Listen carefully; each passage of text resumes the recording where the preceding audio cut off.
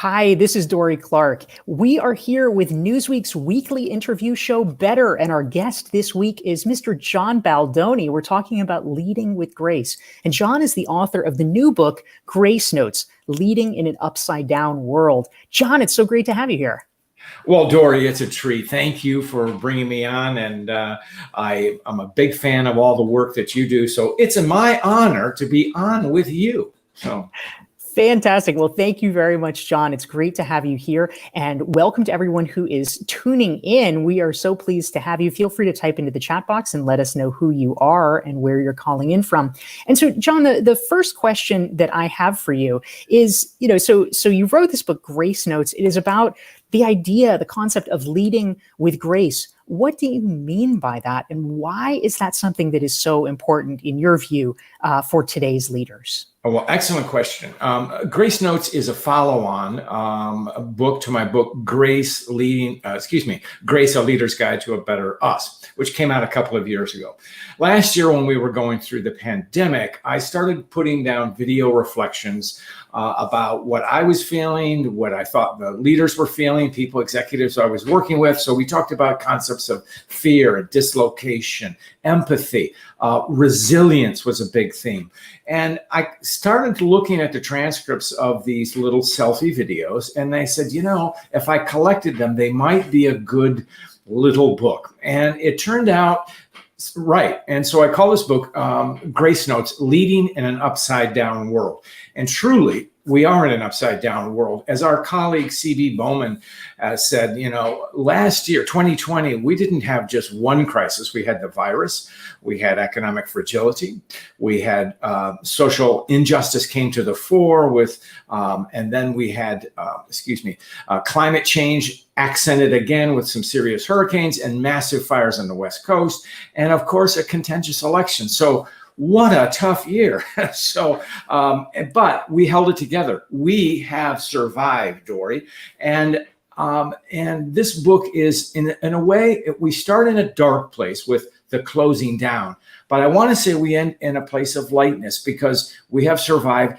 And I want to say we've emerged as a better people. And so that's what Grace Notes is about. It's a moment in time, but I hope the lessons are timeless in that you can go through it and say, this is what fear is like. This is how I deal with it. All of these types of things. And it's a book that began in darkness, but it has some positive notes to it. That's really powerful, John. Thank you for that. And I want to say hi to some of the folks who are tuning in live to join us. We're glad to have Brent from Dayton, Marion from Atlanta, Susan's here from Cape Cod, Cheryl from Minneapolis, St. Paul, Anna from Vancouver, Pam from Seattle, Todd from New York, so many great friends, Janet from Syracuse. We're glad to have you here and more. And if you have a question for John Baldoni, the author of the new book, Grace Notes, please type it into the chat box, and we'd love to hear what is on your mind. Now, John, one thing that comes to mind as we think about the concept of leading with grace, how do we know if we're doing it, or how do we perceive it among other people? What are the hallmarks so that we know that we're doing it the right way? That's a great thought. And, on my little LinkedIn Live show, Grace Under Pressure, I've interviewed nearly 100 people, and every one of them, I ask a question. Can you tell me a moment of can you tell me a moment of grace that you've experienced? And these moments have been as simple as a transaction. It was a rainy day. I was out of town and someone handed me an umbrella. I mean, and then there have been life-changing moments. A soldier told me about a moment in combat where he didn't expect to survive and did. That was a moment of grace. For a broader standpoint, grace is given to us with no strings attached. It is a catalyst for goodness. It's generosity. It's compassion. It's respect. And from a leader's standpoint, it's acting on our better nature, and it's energizing the organization to move forward. So we need it more than ever. It's a kindness, a connectedness, and that willingness to bring people together and look at our better nature. And gosh, we live in such contentious times that how easy is it to throw stones? Grace is the opposite. So. Yeah, it's such a useful message these days, especially, John. Thank you. We want to say hi to Veronica, who's here from New Jersey. We have DT from Rochester. We have Gisela from Monterrey, Mexico. We have Eric from the Netherlands, and even more friends. Thank you for tuning in. We're here with John Baldoni, author of Grace Notes, and this is Newsweek's weekly interview show, Better. If you want to make sure you never miss one of our episodes, make sure to follow me at DorieClark.com. You can sign up and get a free self-assessment and get regular reminders about this. And if you want to learn about John and his work, be sure to go to johnbaldoni.com. Now, John, you actually mention in announcing your materials for your book, Grace Notes, that you consider it a call to action. What is it a call to action for? What is the manifesto related to grace as a leader? Well, I mean, to quote President Lincoln in his second inaugural, act on our better nature, better angels. And what it means is to, I mean, from a basic standpoint, turn the other cheek. But think about all the positive things you can do for other people.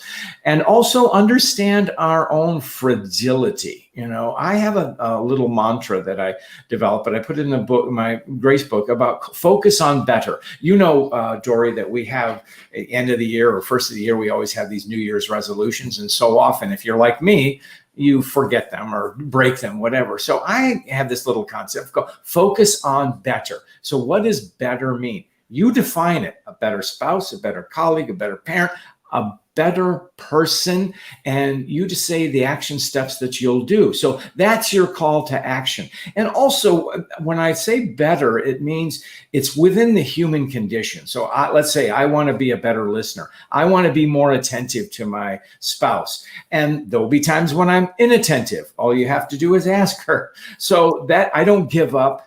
I say, I'll do it better the next time. It's not a sweeping under the rug of our weaknesses, but it's more or less an overall pointing toward doing what is better, acting with kindness. You know, I call them intentional acts of kindness. How can you make things better for others? And one of the inspirations for me in the concept of grace is Father Greg Boyle, who was a Jesuit priest in East LA, who founded Homeboy Industries, which is the largest gang intervention program in the nation. And it's about providing jobs for ex-gang members. And he talks about connectedness, and he's a brilliant writer. And he has this concept called radical kinship. It's understanding people that you don't think you can really understand. And that's where grace comes in. And grace is little moments of turning the other cheek, not being upset, but it's also that great heroic actions that we do that change the world. So, yeah, it's such an important reminder. But of course, John, we're coming out of, the past year, the past 15, 16 months of experiencing the pandemic. Many people are feeling burned out. They're feeling overburdened. And I hear certainly again and again from many folks that they feel like they are just operating on a little bit more of a hair trigger than they have been before. If there's somebody who is listening to this and they say, okay, I love it. I believe you, John. I want to lead with grace. I want to have more of this in my life, but I feel like I'm a little bit at my wit's end after the past year of the pandemic. Maybe I just don't have the tolerance built up that I want. People have been so stressed out. How do you reconcile those things? How can you insert just a little bit more of that, even when people are in rather difficult circumstances? Well, that's a great question. And it would be our psychology friends would tell us, own it.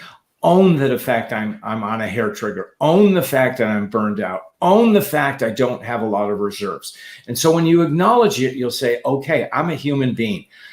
Take a pause, whatever a pause means, because it could be metaphorically looking out the window or physically looking out the window. Take a walk. Be kind to yourself. And also, as our friends Adrian Gostick and Chester Elton talk about in their book, Leading with Gratitude, it's acknowledge your own gratitude for self. And especially if you're in a challenge situation, consider all the good things you've done your accomplishments, but then just say, I'm a human being, I have survived. And this is where resilience comes in. Resilience is, I used to think it's just simply being knocked down and bouncing back, which it is. But so often the world that we're bouncing back to is transformed, certainly right now in 2021. So understand you're in a challenged circumstance. You can't do anything. You're not ready to go out and change the world, but take a pause, be kind to yourself, pamper yourself if you can, but also find a way where you might reach out and connect to someone else in some way. I mean, we could say volunteerism, but volunteer efforts, those kinds of things. Reach out to friends, just be there to listen. That's something that Father Boyle talks about of, if we impose ourselves on someone, and I sit down next to you, Dorie, and say, okay, Dorie, I know exactly what you need to do. Boom, boom, boom, boom. You're probably looking at me like, get out of my life, will you? But how about if I just sit down next to you and maybe we talk, maybe we don't. Maybe you start talking and you say, I'm wrestling with XYZ. And I say, hey, Dorie, would you like some, my perspective on that? I've experienced some things. So we have a conversation. So it's a form of connectedness. And I think grace is that enabler. It's that catalyst that we can do it. But I really like the way that you phrase this, because so many of us are feeling that way. We're stressed, we're burned out, okay? And maybe you need someone to sit down next to you, and that's okay. And seriously, if you're really feeling stretched, please reach out for professional assistance. There's lots of resources. There is no shame in this. In doing so, you're setting the bar for others to follow your lead, because ideally you will get better and you'll talk about it and you'll recognize your own humanity. And each of us have our limits. Resilience, getting back to it, it's like a muscle. The more you use it, the stronger you get. But in certain times, for unresilient, those muscles might be atrophied. So engage them. So excellent question. Yeah, thank you so much, John. And a great question came in from Marion, who's joining us from Atlanta. Marion says, leading with grace can be a challenge when we don't show grace to ourselves, especially if we're caught up in the cycle of overachieving. And he wants to know, John, what are some ways that we can show grace to ourselves as leaders? Do you have thoughts about that? It's a great question, Marion. And I think it's the same answer that I gave with Dorie about being overstretched. Achievement is good. Leaders are outward directed, but we're also human beings. And so you got to cut yourself some slack too. Just as I can tell from that kind of question, just as leaders who are well-intended are probably very understanding and very sympathetic to other people, and the people that they don't show sympathy to, maybe their own family members, but especially themselves. So cut yourself a break. When you're really feeling like that, it's time to take a pause, a vacation or a break from work, whatever it is. Find a way to regenerate yourself. And okay, if you can't take a vacation, then find a way to relax. Walk in the park, exercise is always good. Music is an outlet. Reading is an outlook. Conversation with friends. And now that we can go back out again, find some ways to socialize. But if you're too burned out to socialize, that's okay. You just need time. And that's something I think that this pandemic has taught us. Some of us are really outward and quick. We can pivot and change, and that's fine. All of us are not. Each of us is different. And so we need to celebrate that difference because all of us have something we can offer. So excellent question, Marion. Yeah, John, thank you very much. This is Dorie Clark. We are here with Newsweek's weekly interview show, Better, with the author John Baldoni. Again, if you want to learn about John and his work, be sure to check out his website at johnbaldoni.com.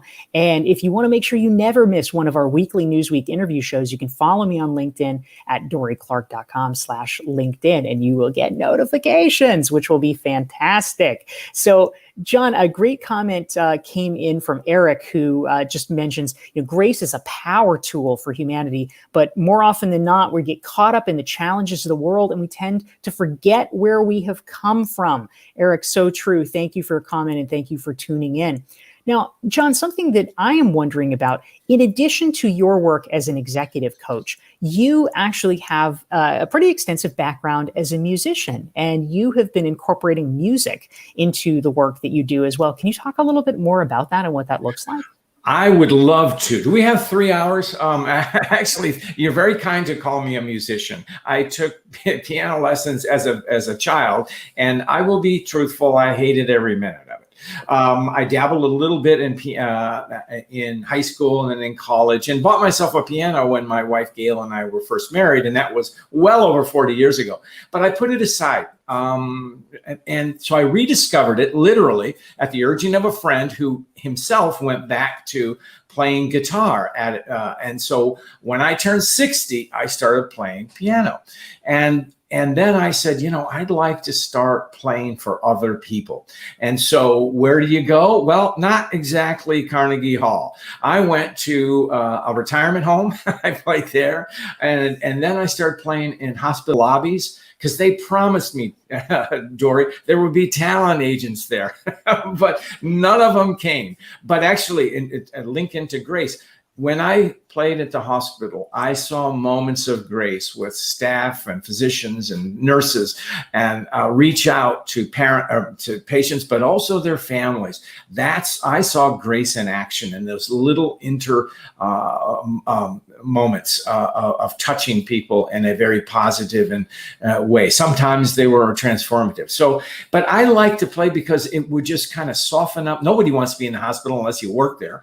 And so I just play, and people liked the sound, and it put a smile on their face. And that gave me a lot of energy. So COVID struck. I can't play for audiences anymore. So I did a little bit of things on experiment on LinkedIn and that. And then when Grace Notes came out, I started thinking more about how can I integrate music as an experiment with this. So I have a little presentation I call the reflective recital on Grace Notes.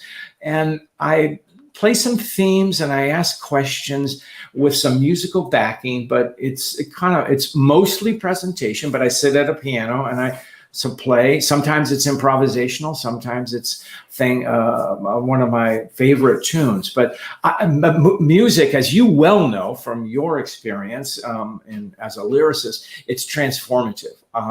It's an emotional high, but it's an emotional experience.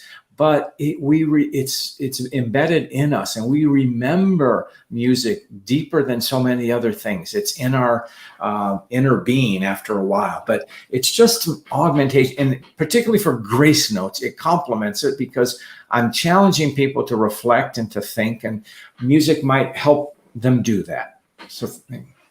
Yeah, such a great point, John. Thank you very much. And Veronica agrees. She's tuning in here. She says, I find music is a great stress reliever. Absolutely. That is one of the keys for sure. And so we're here with John Baldoni, the author of Grace Notes. John, a question that I have, Grace Notes, of course, is your most recent book, but you have written 15 books, which is quite impressive. One of your more recent ones, and I think somewhere behind your head, there's a poster of it. In fact, is your book Moxie. And I wanted to be sure to ask you about that, because I guess if grace is perhaps thought of as being, sort of on the calmer, wiser, more loving end of the spectrum, Moxie seems to imply proactivity, get out there, go get them. Tell me more about what you mean by Moxie, why you wrote a book about it, why this is something that's useful and important for leaders. Well, actually, I mean, it's a great thing when you Grace and Moxie. Now, wait a minute. Okay. But it is great. Moxie really is about guts and gumption toward a determined goal. It is also the sense of resilience. It is that perseverance, it's determination. And it is about your gumption. Sometimes we use the word grit. That's probably the more common word now. I just like the word moxie because it comes from the old movies of the 30s that I recall. It comes from the movies of the 30s and 40s when, usually they were talking about somebody with a prize fighter, on his last legs. And they say, the guy's got moxie, and we all need that. And I also turned Moxie into an acronym, which mindfulness, opportunity, X factors are character, I is for innovation, and E is engagement. And so Grace and Moxie and Grace hand in hand with that connection of engagement, of reaching out and connecting with others. So. Well, that is something that I think we can all appreciate and use more of. And thank you to everyone who's tuning in. If you have questions for John Baldoni, please feel free to type them into the chat box. We'd love to hear what's on your mind. And if you're enjoying this conversation, hit the like button, hit the share button so that your friends can benefit from this conversation as well. Now, John, you wrote an article a while back where you were talking about the fact that crisis, which of course we've just been through, certainly collectively over the past 15 months or so, but that crisis is actually a really good prompt for innovation. And I would love to hear more about your thoughts on that. How and in what ways have you seen people innovate during the pandemic, and what can we learn from all of that? Well, crisis, I think, is a great way, in twofold. One, let's talk the business aspect, which is people are reinventing work. The work from anywhere phenomena was long established. It simply went on accelerated speed during the lockdown.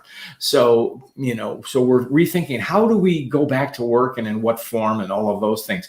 So there, and people are challenging new services, new innovations. How do I connect with others? Well, also part of this innovation, I think, is we're rediscovering ourselves in new and different ways. We are realizing what we like to do.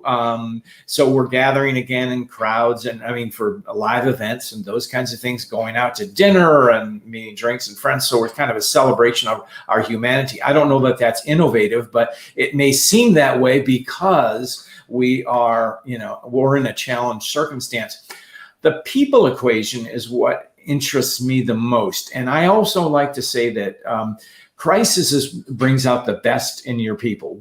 It's a great talent spotting thing, because just as cream rises to the top in hot coffee, I think talent does. So you want to look for those people who, the proverbial think out of the box or don't even realize there is a box.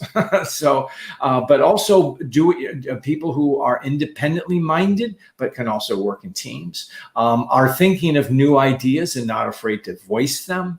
So talent spotting is a good thing. And also, these are the kind of people who are genuinely resilient, and you're going to want them in your organization now when the good times are here and are coming, because those people will be, the new foundation, the new sense of leadership. And also, as part of this reinvention of work, there's a colleague or a client of mine was talking about the other day of the Gen X coming into workforce. And some of them really, they haven't even been in an office yet or a workspace because they've been working virtually. So what are they going to teach us? We think about what we'll teach them, but what will they teach us? So perhaps the innovation paradigm, it's always, innovation bubbles up often from the bottom, so that, how do we capture that? Yeah, such a good question for us to be asking ourselves, especially in this time, which is so much of an inflection point where we're coming back to work, things are coming back to life. So, John, you have a regular LinkedIn Live interview show yourself. You mentioned that you frequently ask your guests about their own moments of grace. I would certainly be remiss if I didn't ask about yours. I'm sure that you have, kind of standard ones that you have talked about a lot. But I'm curious, if you were to look back in recent days, weeks, months, if we have to go way back, but I'm curious if you could talk about a recent moment of grace that you experienced and what made it resonate for you as a moment of grace. That's a great question. And I have to say, and it's something that you know about too, I'm a member of Marshall Goldsmith 100 Coaches, as you are. To me, joining the group as I did in October of 2019, that was an act of grace in the sense that it opened a new world to me. Best thing that ever happened to me in my late career, because I was able to connect with people like you, but also with the spirit of that Marshall Goldsmith teaches us is give back, share what you can. And so I have challenged myself to be sharing and to give, and I've received a lot in return. I've received, people are, I've asked for favors, as we all do as book authors. We say, could you please write an Amazon review? Please, please, please. But that kind of thing. But no, people have shown me grace. If I have been maybe, and this is sort of intended to me, but I have I don't always act in a spirit of grace, and you just have to ask my wife, Gail, and I can lose my temper and usually in stupid situations. And I've had people just look the other way and say, you're better than that. And we know that. And so I'll go back and apologize or whatever it is. But they have shown me grace, and they have shown me a better path. I think that's really lovely, John. Thank you. And yes, you have cited a powerful example. Of course, as you mentioned, we know each other from the Marshall Goldsmith 100 Coaches Association or organization that Marshall, who's considered one of the all-time great executive coaches, has put together. And in fact, I have a new book coming out in September called The Long Game, and I have a section in it talking about Marshall and the 100 Coaches Initiative as an example of what I call the reaping cycle, and how one gives back in your career to stay fresh and to make sure that you don't stagnate as you achieve your goals. So folks want to actually learn more about the new book, which is going to be available in September, but is available for pre-order now. They can check it out at DorieClark.com/longgame. So John, we have time for just about one more question. And one thing that I was curious about, you've obviously been spending your time really thinking deeply about the human condition. Your new book is Grace Notes. But in your most recent Forbes article, you talked about the mercy to act with kindness. You wrote about this, you're a leadership writer. These are not often the topics or themes that get explored. What does it look like to have the mercy to act with kindness when you are in a leadership role? And how potentially can we all do a little bit more of that?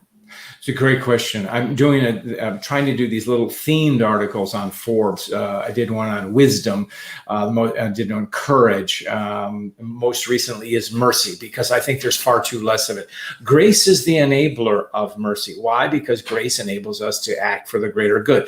Mercy is that, in simple our parlance, give somebody a break. Don't take it personally. And on a small thing, a slight thing, turn the other cheek. But it's also acting with an open-heartedness. And part of that is, don't make it personal. And so depersonalize. And so what I mean by that is step back from it. You know what, Dorie? Not everything's about us, or at least not you. Not everything's about me.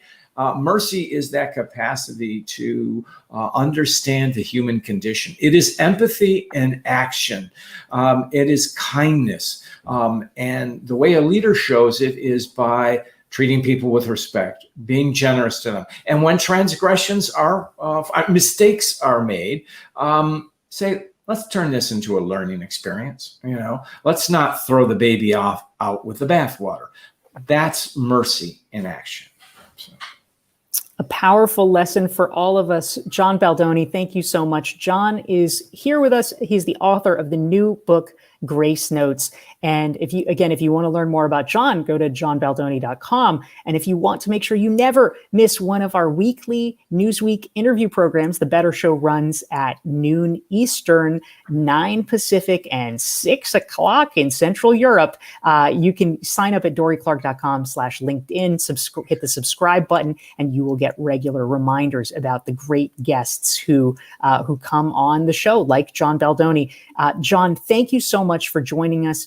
Thank you to everyone who's tuning in, and have a wonderful evening. Thank you, Dorie.